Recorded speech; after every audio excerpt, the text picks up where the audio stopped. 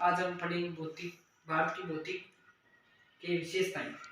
प्रमुख भौतिक प्रदेश की विशेषताएं। एसएसटी का टॉपिक है जो भारत का प्रमुख भौतिक प्रदेश। भौतिक प्रदेश की विशेषता। पहले भौतिक प्रदेश के विभाजन कितना किया हुआ है वो देख लेते हैं, या पहले भौतिक प्रदेश की विशेषताएं पढ़ लेते हैं।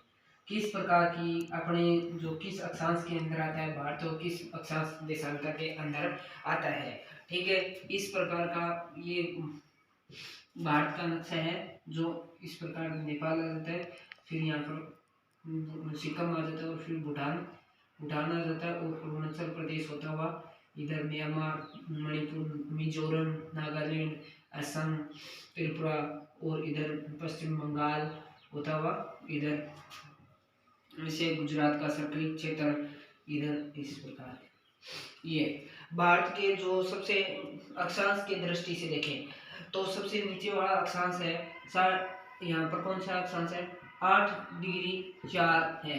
कितने 8 डिग्री 4 है। कितने 8 डिग्री 4 से लेकर 97 डिग्री 6। कितना 97 डिग्री 6। और पूर्व जो इधर से देखें तो 68 डिग्री 7 पूर्व से लेकर पूर्वी देशांतर, और वो अक्षांश था देशांतर। और ये कितने 97 डिग्री 25। कितना 97 डिग्री 25 पूर्वी देशांतर के बीच में स्थित है। ठीक है, भारत है। और भारत की जो देखा जाए भारत का सर्वप्रथम उल्लेख विभिन्न ग्रंथों के अंदर, जैसे श्रीमद् भागवत पुराण के अंदर और 5वें ग्रंथ स्कंद में मिलता है। और इस पुराण के ब्राह्मणों को ब्रह्मा जी के मानस पुत्र मनु की वंशज के ऋषिदेव जी के पुत्र भरत के नाम पर भारतवर्ष कहा जाता है। ठीक है, वायु पुराण में भारतवर्ष की शब्द का उल्लेख प्राप्त होता है। भारत का उल्लेख है वो भारत का उल्लेख है श्रीमद् भागवत के भारत के नाम रामायण के अंदर जो भारत के नाम पर पड़ा है, और पुराणों में इसका उल्लेख मिलता है।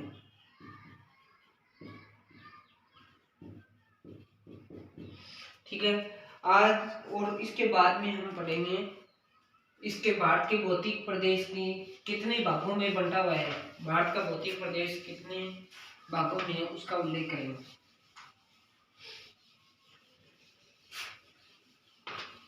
ये साथ में नोट्स बनाते रहना, साथ में। अब भारत का नक्शा बना देते हैं पहले।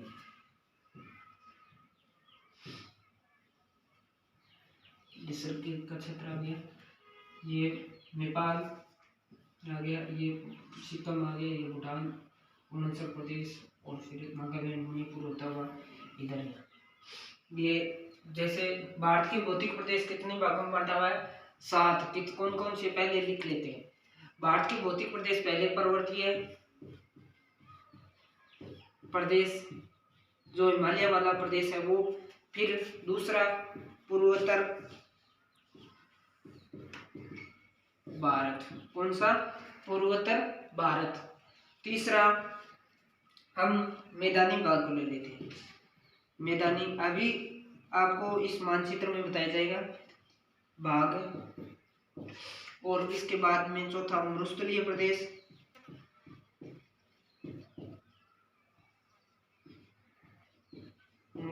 प्रदेश, चौथा। 5वां है तटीय प्रदेश, और छठा है प्रायद्वीपीय प्रदेश।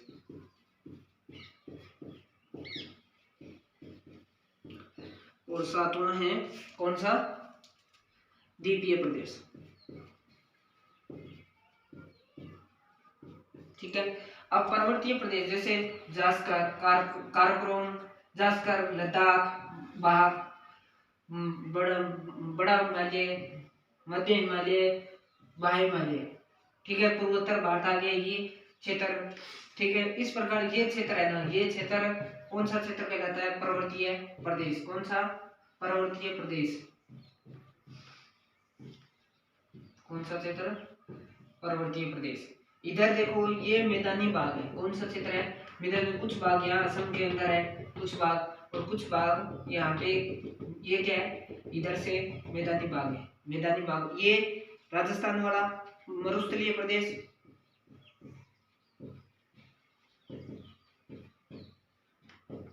ये जो अरावली पर्वतमाला, इसके सतपुड़ा और विंध्याचल, विंध्याचल यहाँ और सतपुड़ा यहाँ। विंध्याचल से इधर यहाँ पे प्रायद्वीपीय भारत का जो क्षेत्र आता है, कौन सा क्षेत्र? प्रायद्वीपीय भारत। ये क्षेत्र कौन सा क्षेत्र है? ये प्रायद्वीपीय भारत।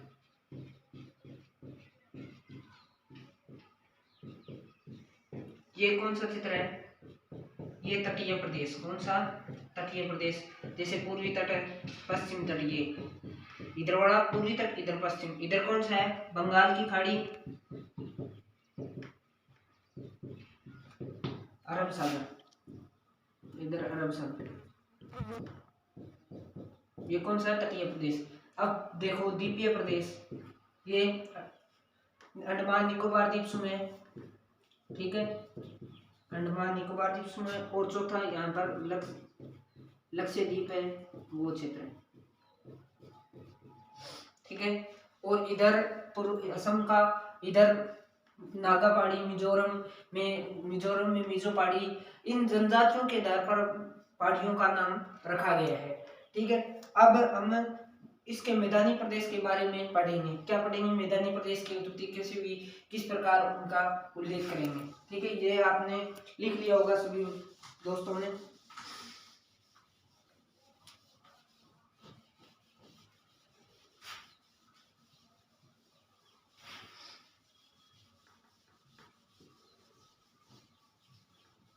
मैदानी प्रदेश, कौन सा भाग?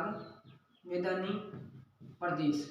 अब मैदानी प्रदेश का पता है, पहले यहाँ पर हिमालय था और बीच में, यहाँ पर हिमालय था और बीच में क्या था? तैतीस सागर था। तैतीस सागर, जब तैतीस सागर को दबाव पड़ा, इधर से प्लेट आकर इसके टक्कर लगाई, Indo Indian plate Eurasian plate से क्या है? टक्कर लगाती है, तो इस प्रकार इसके पर्वतमाला का निर्माण हो जाता है। किस प्रकार? इस प्रकार हिमालय का निर्माण हुआ। और तैतीस सागर का मलबा, यहाँ पर जो पानी पहले झेलम है, सिंधु है, ये नदियां गिरती थी और उसके तैतीस सागर के अंदर, और तैतीस सागर के अंदर जो मलबा जमा हुआ था वो ऊपर उठ गया इस दबाव के कारण। फिर क्या हुआ? ये यहाँ से ये आ गया, तो ये हिमालय भाग है। हिमालय के अंदर से जहाँ से जो ये नदियां निकलती है, नदियां अपना पानी के साथ मिट्टियां हैं, कंकड़ है, जैसे पंबल्स, कोम्बल्स और बोल्डर्स अनेक प्रकार के लेके आती है, पत्थर, कंकड़ पत्थर, अनेक। इस प्रकार मैदानी प्रदेश का निर्माण हुआ। हम मैदानी प्रदेश के अंदर जैसे भाबर है, तराई है, खादर है और जलोढ़ है। जलोढ़ मिट्टी के अंदर बाबर और खादर के बारे में पढ़ेंगे। तराई प्रदेश के बारे में पढ़ेंगे, बाबर के बारे में पढ़ेंगे। बाबर प्रदेश, इसके अंदर बाबर और तराई और खादर, जलोढ़ मृदा के अंदर जलोढ़ मृदा, जिसके अंदर दो पार्टों के अंदर खादर और बांगर। बांगर का ट्रिक तो पता ही है, बांगर में पुरानी भूमि, खादर जलोढ़ मृदा।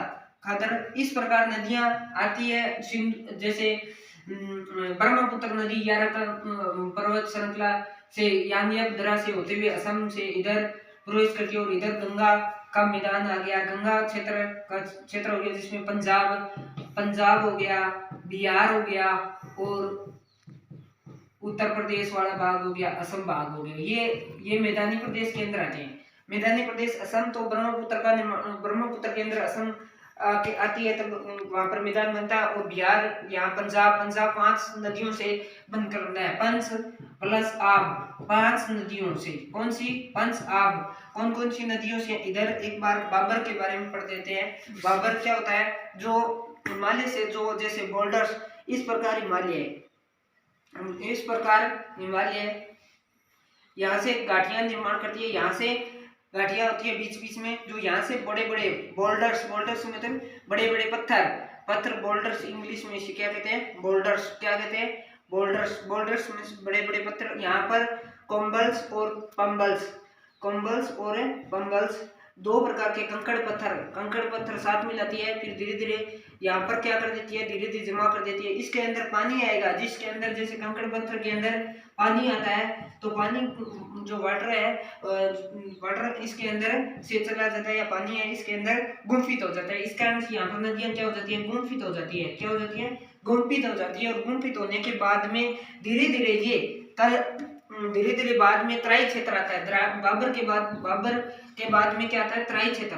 कौन सा क्षेत्र आता है? तराई क्षेत्र के अंदर क्या होता है? नदियां विलुप्त हुई अनेक धाराओं से बाहर निकलती है, कभी इधर इनका ऐसे बाहर निकलती है। और बाहर निकलने के बाद ये इस कौन सा क्षेत्र का लेता है? तराई क्षेत्र। वहां पर बहुत सारा पानी होता है। तराई क्षेत्र के अंदर चावल का उत्पादन, गन्ने का उत्पादन सबसे ज्यादा होता है। और यहाँ पर जब अंग्रेज रहते थे, उस टाइम अंग्रेज यहाँ पर क्या होता था? तराई क्षेत्र के अंदर रहते थे। तराई क्षेत्र के अंदर गर्मियों के टाइम मच्छर हो जाते थे। इस कारण से वो अपने उत्तराखंड है, असम, उत्तराखंड है, जम्मू कश्मीर के अंदर अनेक प्रकार के अपने हिल स्टेशन बनाए हैं उन्होंने, और यहाँ से चले जाते थे। फिर बाद में क्या पढ़ते हैं? तराई क्षेत्र से निकलने के बाद एक धारा के अंदर ये नदियां आ जाती है, और धीरे धीरे अपना, जो कई बार ऐसा होता है, अपना मैदानी प्रदेश बनाती है। और धाराएं हल्के और जलोढ़ मृदा, 2 प्रकार की यहाँ पर मृदा, नमी मृदा, छोटे छोटे कण, जिसे कले कहा जाता है। मिट्टी के अंदर छोटे छोटे जो कण होते हैं उसे क्या कहा जाता है? कले कहा जाता है। जो छोटे छोटे कण, चिकनी मिट्टी को कले कहा जाता है। और इसके जलोढ़ मृदा 2 भागों में बंटी होती है। खादर का मतलब होता है नवीन जलोढ़ मृदा। नवीन मतलब हर टाइम वहां पर बाढ़ आता रहता है, हर टाइम बाढ़ आता है, तो उसे खादर कहते हैं। और जो बांगर, हर टाइम कई बार भी पानी गया होता है, कई बार बाढ़ जाकर वहां पर, जैसे राजस्थान के अंदर मरुस्थलीय प्रदेश है, बहुत पुराना प्रदेश है, इस कारण से वहां पर बांगर प्रदेश आता है। ये जलोढ़ खादर 2 और बांगर नवीन जलोढ़ मृदा होती है। और बांगर का मतलब पुरानी जलोढ़ मृदा। ठीक है, पुरानी जलोढ़ मृदा,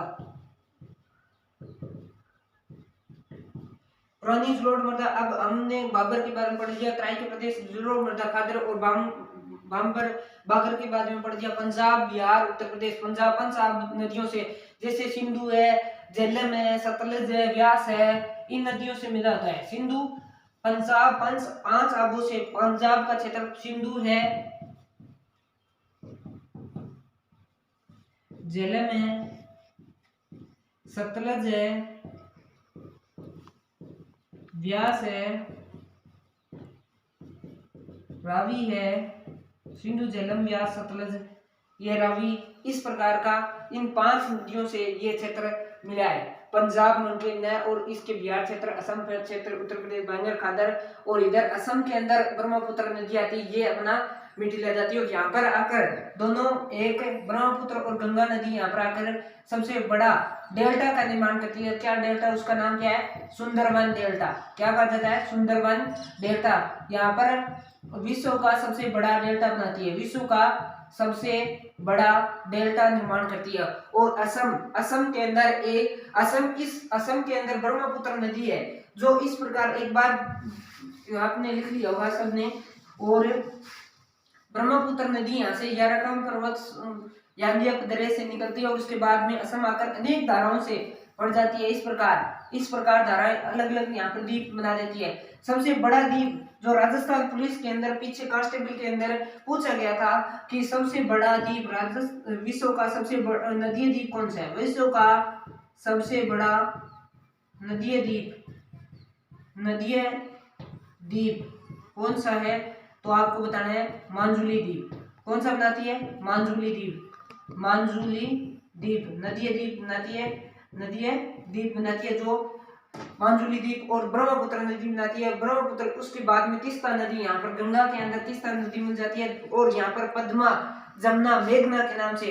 इधर पद्मा यहाँ पर पश्चिम बंगाल में आने के बाद में बांग्लादेश में इसे अलग अलग नामों से जाना जाता है। पद्मा, पायजामा, मतलब इसकी ट्रिक है पायजामा, पद्मा, मेघ, जमुना और बाद में दोनों मिलकर मेघना का निर्माण कर देती है।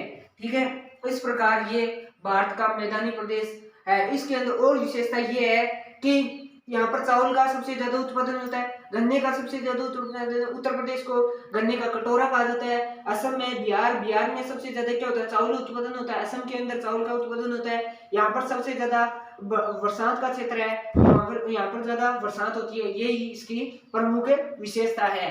आप आगे नेक्स्ट अगले वीडियो के अंदर हम द्वीपीय प्रदेश के बारे में पढ़ेंगे और इस चैनल को आप लाइक करना, सब्सक्राइब करना ज्यादा से ज्यादा।